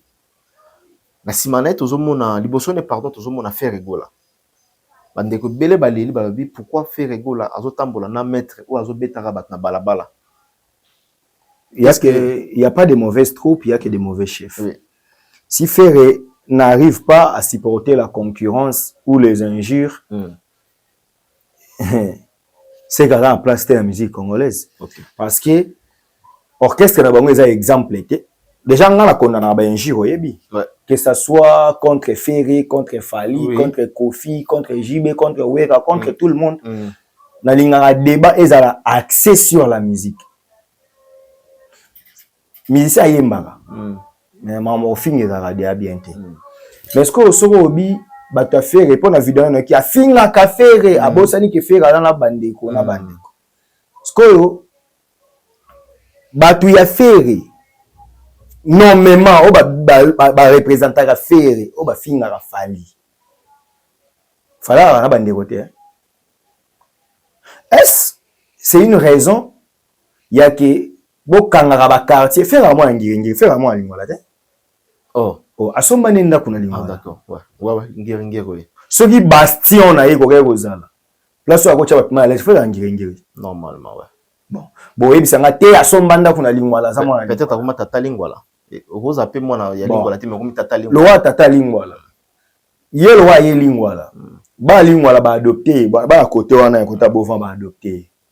Banda bovan ti soki nyangwe nde balobaka wana. Mais sikoyo soki lelo banda lelo bike batu tu wana ba finga Fali ba kota bandal te ba suka o mona siko place na biso ko ba artiste ba na ba vision oui pourquoi Fali aboya otonga ndaku domicile na ye na quartier populaire pourquoi pose ateko ma campagne ko mi ya Fali muta kota ti oh bon pour quand tu as parlé des membres on est aux appels à mutumo dans la nime ta faire parce que ça me tient que ko fouter là ato ko vendre à te pour Fali vendre d'accord ils ont pas comportement moruboye c'est salissant en fait donc ils a Sony en réalité bino ba on se ba ngaba l'accent que musique et kenda bongo te so musique et kenda bongo c'est bon ba bi musique et kenda bongo so 16 même so qui kenda bongo c'est que ba souffrir pour c'est que ba te faire ba ndo beta mabe bien que je n'encourage pas cela. Okay. Combien de fois nous pleurnichons ici pour notre comportement faire à ça l'émission Olo a finga Fali. OK. Ils ont masqué quand même. Oh et bon Charlie Prince atangaki Hervé Bataringue gola. Faire à combonné était. D'accord. Faire à finga Fali. Si ça selon ngoloba. Faire à finga Fali. Tanga alobande nini atangaki sasa ngai naza mutabuzoba tanga olo wana. Il a insulté Fali, n'est-ce pas? Faire à finga Kofit. Ce qui est mon leader à finga qui. Comportement batourné à Simeozande. Marc Aouz combien de fois finga à Fali. Mwana wana bandal wana mwana makelele wana azoko sabino ya keneko yemba boya sala giboy. Moni kutu. Ba finga à Fali na ba mambo boyebi keza faux. Mais bozo finga mwebele mamba ba parents ne bakufa mamba ba boye ko pese ba identité oza na ngote po ani ba beta vous pensez que ba warriors ya ba voyou bazate. Il y a une question d'ailleurs ceux qui B50 a bien se comporter bongo ceux qui chubu a bien se comporter bongo ceux qui ba mettre ba fallait ba se comporter net mettre à faire à se comporter ba ta faire pe ba ndotambo na kishasa te non. vous ne pouvez pas créer une insécurité. Au moins, ceux qui, par exemple, va faire ready à Messi, va bêter moutou, tu vas mettre ready, tu vas via batalo bané l'autre. Vous finissez qui est pour nani. Mais Ferré n'est pas exempté. D'ailleurs, c'est lui le promoteur. Il y a un jour dans la génération Oyo. Ah bon? Les seuls leaders, musiciens, leaders, Oyo a salé une mission pour affiner les collègues, les musiciens, c'est Ferré. Garçon, on communiquait pas na yebo et azara agita le bar mingi. Attends, il a fallu énormément pour les diminuer. A qui n'a plus loin, n'habite sur la théorie à soi en haut puis. A qui n'a pas makambu mobwe. N'est pas tessuri. Ah, il fallait obéir à cette défense des alokuta. Azam, azaramo agité boy sur le Ah d'accord. Ah, sur le bouger moi mingi. Mais les frères là, s'il fallait énormément pour l'insulter. Garçon boy azaba comme équipe à babale boy. Naïba qui penza te na sipe na tout non comme une fois. Afin a fallu ba bêtise. Ouais. Afin a na garçon naïbi. Afin na ba bêtise. Na luka yoto. Sko bato wana nyonso ba finga fallu nommément pour fallait la kombo naï. Bato musu ba kanisa fallait la siono. Fallu kombo ne penza ka ipu pantimba fallu. Par contre, ce que l'on Ferré, les musiciens na biso comme on a cité énormément, ils ont Hervé Gola Bataringue. Ce qui n'a tangi bon on a fini que par exemple pour non ça on était, so na que en tout cas Hervé Gola za ki zengi aza zoba na lobi mon blo mon boua boum. Wana na komi na infraction. Mais so na bi Ferré yampaka aisa binoni na parake. Bana bagenda kuna alobaki ya bandolo ba Ferré ya griffe hein? Ya griffe voilà. Ya couturier wapo nani Ferré Jean-Franco Ferré oui. Donc ezaki manque ya sagesse et surtout il fallait qu'il bata matabo utiliser bateau ba yebanité et bi mataka ba fan de rôle ba ba fan auto ba que la masse ezaka na matoité on ne sait pas éduquer la masse tout ça quand la foule parle mais wana skoyo un sociétaire ya jet set. Parce que nous avons maître bon, azam membre effectif na kati groupe à Ferré. Quand c'est un sportif, s'il était d'abord un bon sportif, à quoi bundate? Un sportif professionnel à bundate, oui. Normalement, normalement, c'est interdit, oui. Parce que ce qui maître à Ferré a menacé Charlie Prince. Selon Yé, Amon a gagné combat. Ah na moi bato sepeli na moni même ba Gaulois na moni même bato wana ozoloba awa pour ne pas kotanga ça la publicité pour na bango ba sepeli ba lobi etikali bande ko mususu etikali kingani donc bato tout oyo oloba ata oloba mabe ya Ferré ato critiquera Ferré donc il faut y poser un kuba bon on a pesi ba rendez-vous émission ko talelo na bangelo ko toi maître Steve oh je ne dis pas que je suis le plus fort physiquement. Mais oya moniga ke aza capable.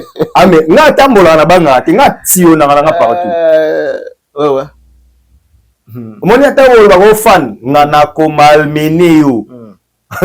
Mona mboko droit existera. Ba kanisa lo ba ke o ba bengaka. Oko benga nga pe na bengi. C'est pas que non ça l'avantage sur une ligne ya relation té. Voilà. Donc on met moi pendant na terrain que na tie magistrat na do mire que on a condamné. Bon ça va gérer. Non en fait na longwa on a pas na nga. Yo longwa na pas. Na kilo on a pas batu nyonso. Parce que ndenge ba betaki Charlie Prince. Tant Charlie ayo ça des vidéos wana. Parce que ils ont l'avantage à faire et tout ils ont des avantages à faire. Tant nga communication communicateur hein na mona ngwiza na désavantage à faire ego là parce que vous gagnez c'est faire to bo police faire eza ko là pour nga parce que à quoi bon bele ko beta mutu bo miete na mutana mulumuno ngone ezali et pour na ki Charles biso ka zu faire au beta c'est quoi ya mo kani la président ya bino ozomona pour bo commissaire na suka raja et place mutu makila mutebimi pourquoi ce que vous voyez que vous avez thème à supporter ba injure contre Ferré. Alors pourquoi nous me finga ba leader abato? Vous voyez que ba golo ba finga waze kwa makasi. Ba golo ba finga Kofi. Bagola ba finga wera. Si baleka na ba live ba finga wera na ba defo wera ba finga mo na ba na wera. Soki lelo sko ke ba fan pe ya wera. Ba bando beta ba taferi. To suka. Okay. Bagola ba finga na internet na musique ya Congo. Héritier ba finga eta? Ba matsa kindingo na podium. Te yango mo senga ba mbongo. Ba matsa kindingo na blana na podium po ba finga héritier. Na bossa na. Parce que aujourd'hui, bolingo pe sa leçon en soit bon limake bato ba fingaka ba bando betama. Comme ça bato ba fingaka sikoyo bando betama total sikoyo bato ya feri ba ozala plus de 30 personnes au bando betama na Kinshasa awa parce que banani ba kufa.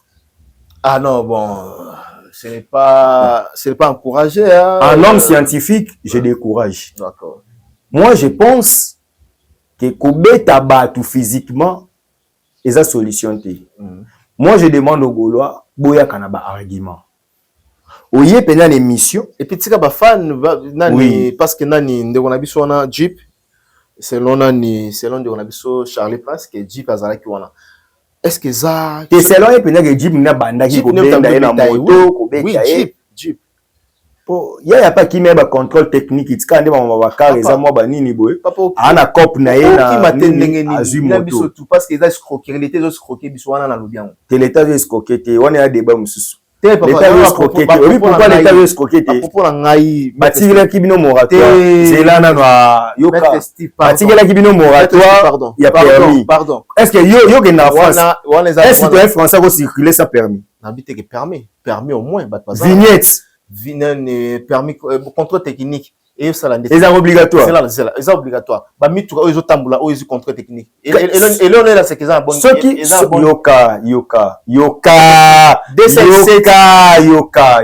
Yoka nani. Oyo na mamba droit yoka nani. Mais yoka te. Oui que et là on prouvera mutu. To ba la compétence et l'attribution. Soki mutu na acte. Oui, donc ça va checker mutu kanaye na contrôle technique ba monique ezana na possibilité ya ko rouler. Yosko so monique état na ngo convaincre il faut funda. Pour ça mutu a brandi mukanda contrôle technique. Mettons ça. Et puis pour la zone escroquerie de yangwana. Te escroquerie te. Yoka la commission pour ces escroqueries. Et c'est c'était na mus na nga iza kopola. Peut-être ba amortisseur na ngo iza bien ba fa risate. Mais il suffit qu'un enregistrement fouti mbongo bazui ni ba pesier. Sikoyo eza l'état qui mutazo escroquer. Eza batu ya contrôle technique nde bazo favoriser. Siko ndenge lobi boye ozo sala alerte na l'état. Moni vidéo on. Tinela Daniel Bumba. Yebise ke moni batu ya contrôle technique. Bazo checker na ba moni tukate. Mais l'état a raison ya koluka ayeba parce que yebisanga contrôler nzela musane zani. La kisanga ba preuve na yo. Ya bilo ozo la kisanga mutu kanu eza en bon état. Soko la kisi yo sani. Ale kisa yo. Et comme le roi comme na haine na yoti pour mutu quand cause là ba mona ngo boye epave bien te mais babi na kati za bien mais est-ce que yo mona kike batona ba sala bongo la kisa yo oye bo mabiso na Congo ya ni to mona mabe to bo dénoncer ngoti so moni mabe zwa mabe wana mais mangwe pa bumba gouverneur sala pour le roi so sengi audience ba mpe musuba ya pas bumba ye bumba aye na yimo consciemment mamba ça normal. Pourquoi Nabi Boye la na a coup ko umela noté zwa vidéo mo quand même dénoncer que mon aki 207 mo yaki ezaki na état bien te mais ba pesier autorisation ya rouler so za na preuve wana pesa bumba so pe ba mo pe ba ba sérieux so c'est une audience em so boya a biniso zwa vidéo parce que vidéo le bara zwa vidéo tindela ba service na ye so za on te pesa nga na tindela ba service ne bota la dénonciation oyo moni batu misusu obino bo lekisa na nzela wana ke bazana mikanda contrôle technique kuna ba favoriser soit bo kende bo chape ba agent kuna ba contrôle technique bazala contrôler maître d'accord tozonga na bon dossier à Charlie tozonga na sujet pour nazaka Charlie Prince d'accord na oté Charlie Prince le numéro de Bumba nautika otinda te parce que Charles Tezela debe ya baza au courant na debe ya mam so toke mama fait omoni soko loba bongo ah maître toke mama fait soko loba bongo yango mona tozo ba solution te toke mama fait la solution la meilleure chose pour la côté la mabe la dénonciation d'accord pas de problème.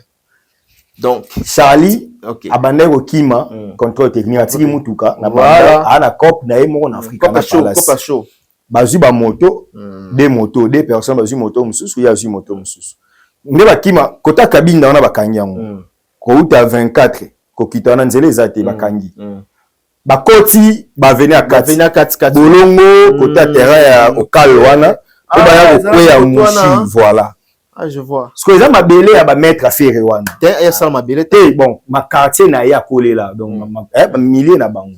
Ma belé ta ma belé, ça jargon quinoa. Faut ya za ma belé te. Nous pas beaucoup de sombité bo. Très bien. Donc, dans le sens que côté na bango. Tant amoni Charlie ndé abandi menace. Côté on est dans ba banga ti côté na moto ko accélérer te. Au moins na ba côté wana. Il y a peu état de route fait dans la cas bien gouverneur. Venir tu na ba so ma faut bonisa pe banzela ya so. Pour il y aura encore opposé Bumba za wana plate. Le banga. C'est ça. Mboko on va donner la gana. Vignette ils arapo bosa elanzela l'état. Des raisons ba cha taxe wana. Donc quand tu tambola na les taxes, il faut nzela on peut za bien. Pour to futa mbongo pour to tambola na nzela, on faut nzela on za bien. Donc celui Charlie nzela za ki bien. Ba délinquant wana ba nga ba sali mabete. D'accord. Mais ba sali mabe parce que moto za ki ko tambola malembe. Malembe ouais. Ba bendiye ba ndi ko betaye ba kitisie na moto. Moi je vois comme s'il y avait une complicité pe ya moto. Bon. Ya on a tout na moto ngo ndo tambola ndenge ni en fait mutamakola ata connaissant l'avenir, connaissant côté wana nde za mama banga tout ça. Bon mama banga c'est trop dire. Mais circulation nango penzi za malembe. OK. Ba veni bolongo, ba buta, ba kikwiti, ba veni. Mais la limite complice ça moto parce que la police a témoigné que moto a informé bango eza moto. OK. Donc déjà, il y a on a dit que nzela ndezaki moins compliqué. Donc moi je pense c'est un comportement. Faire rigola makambo amoni yango. Il faut ça là. Moi ni communiquer ça te. Moi ba condamner. Il fallait pas condamner. Il fallait pas condamner. Il fallait ça communiquer, c'est la communication non. Nous condamnons ba acte de barbarie, la musique, il faut être dans la musique, là mamba bitumbate tout ça.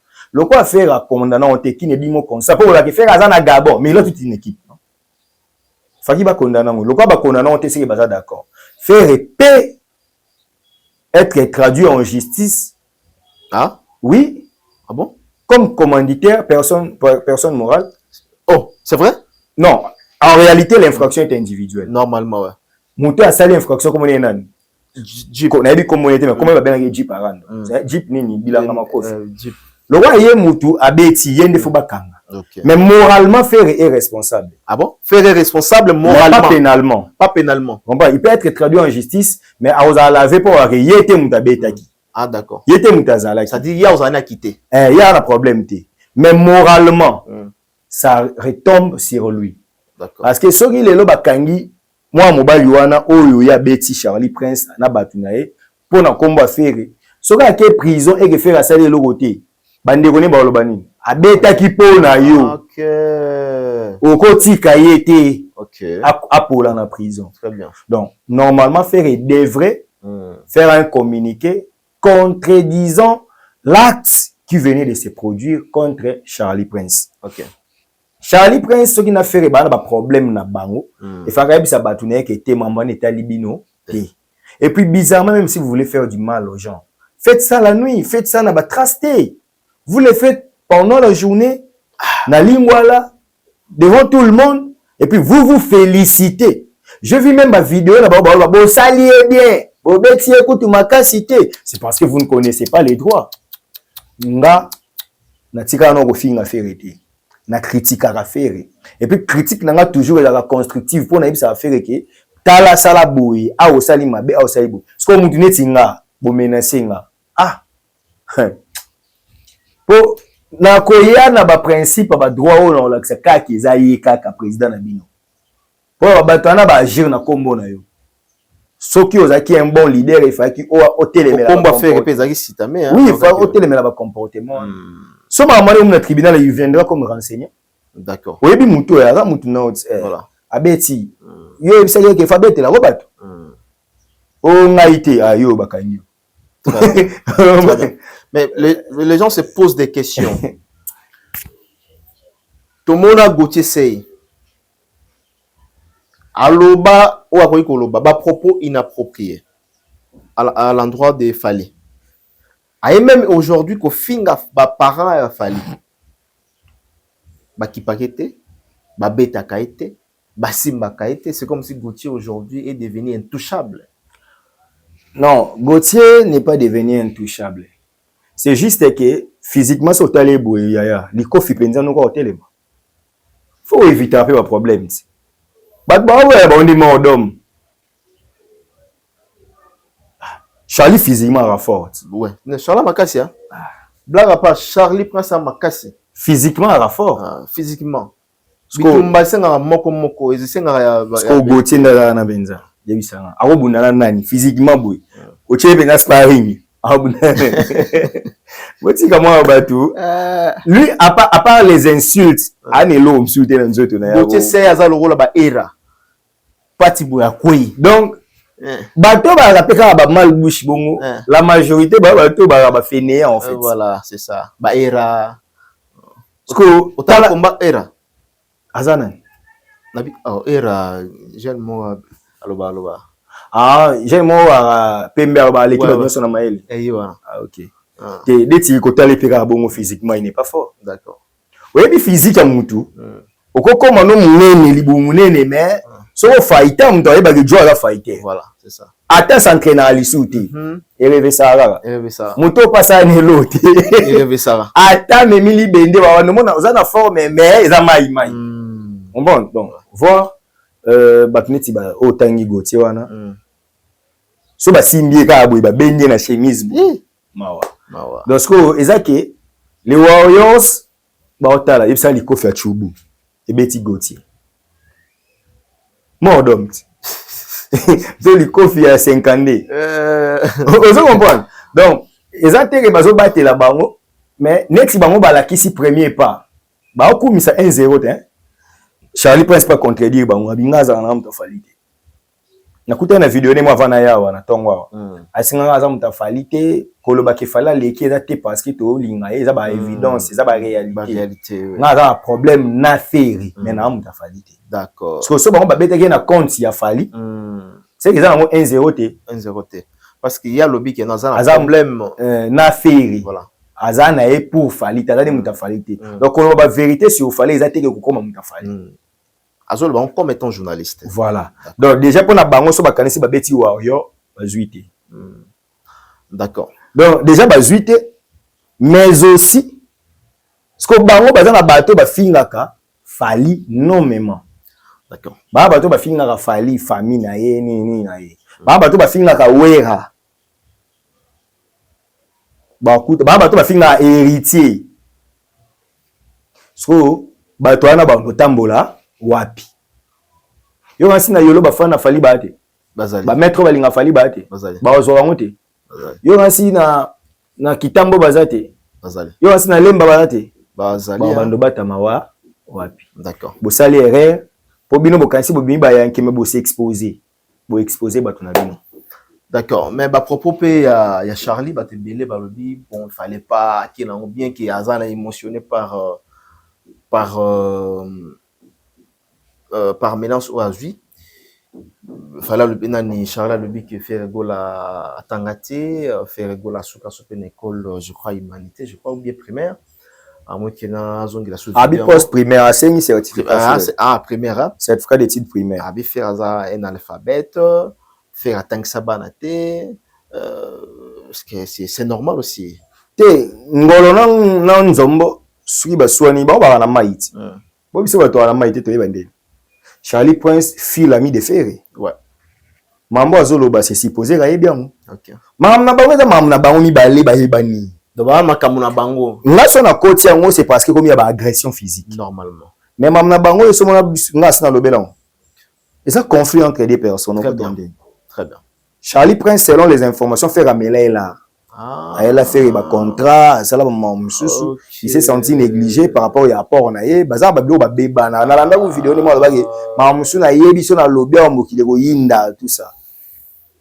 Aza master na ye, ba yebani. D'accord. Très bien. Mambana moyen to kota na ba détail. Na ba détail. Exact. On comprend bien que ils a problème personnel ya batumi bali. Voilà, pour te chiter. Na lingina et nazala équilibré na ba question nazo tuna yo parce que ba parlo Mike Lokamba Là où yozo loba côté yo, loba pe côté bon susu boy. Parce que ça là déjà tout mona. Et là qu'on a ina loba awa batu même susu.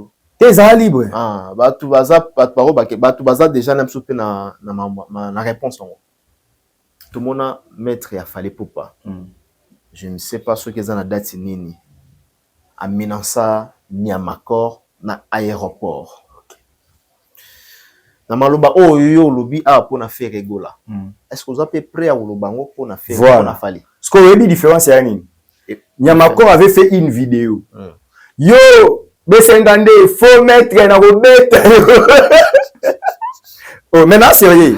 On rappelle que pour la sécurité pour le bibu na sécurité sigoyo na moment où on a c'est pour la bossa naki. On singa sur vidéo.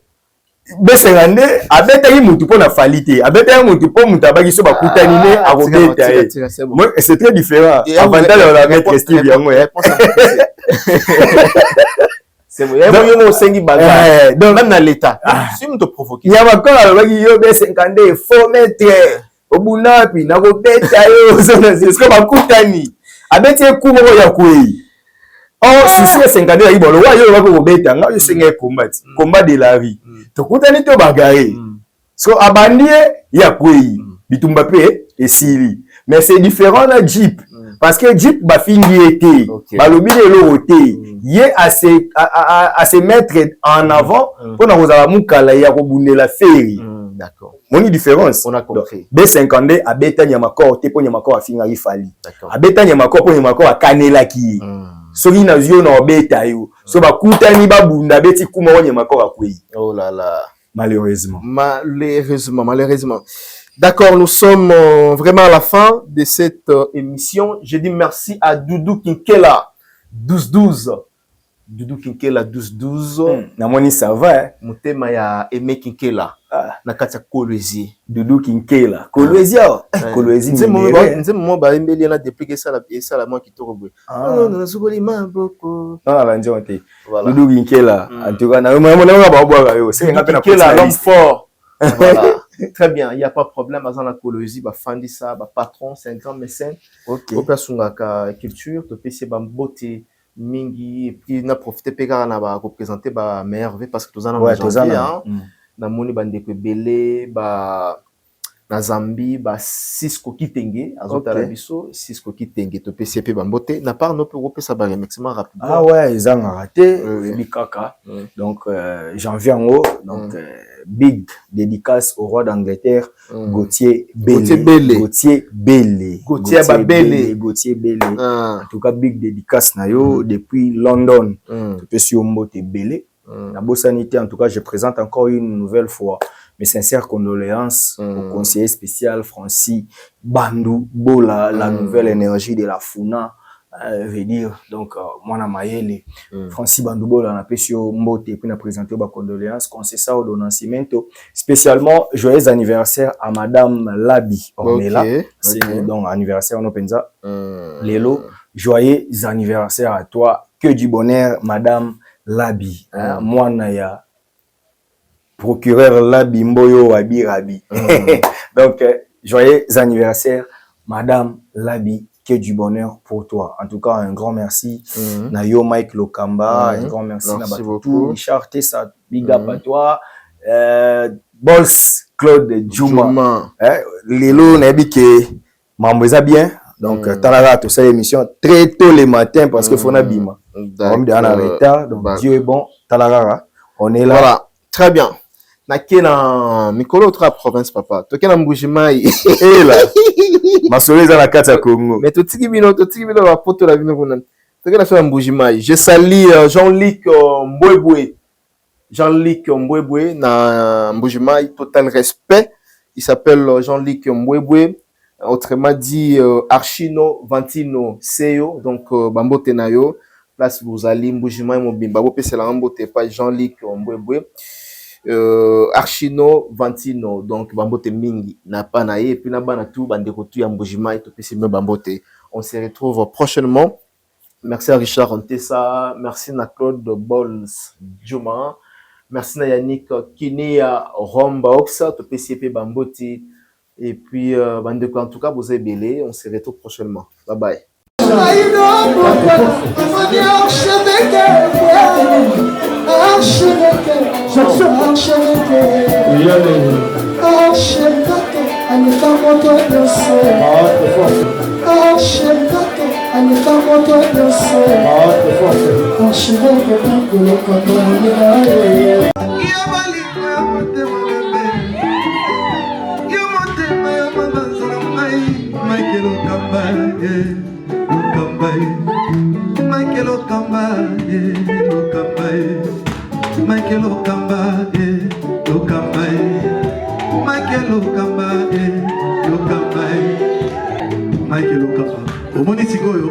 L'artiste, c'est l'improvisation.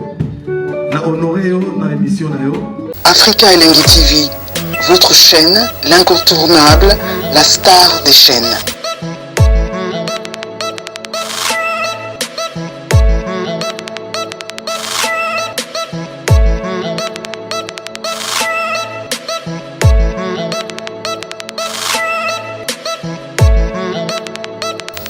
Africa Elengi TV, la magie de l'info.